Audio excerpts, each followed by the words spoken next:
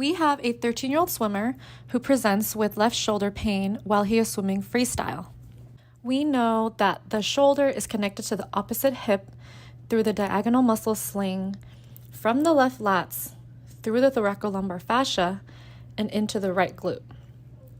And this connection and the stability of the hips are crucial for efficient biomechanics in swimming. The hip muscles are the major drivers of rotational movement and propulsion.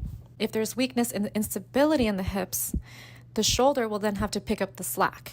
But the shoulder muscles are much smaller and will have to work much harder to produce the same amount of force as the hips, resulting in what this patient is experiencing, which is strain and overuse of his shoulder.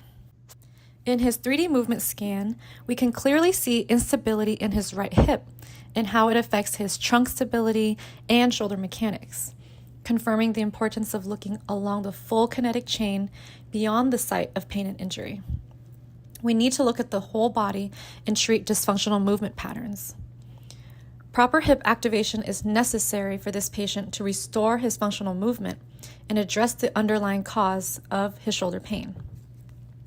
With this baseline information from the scan, we'll be able to treat and correct compensations efficiently and rescan to show improvements in his movement.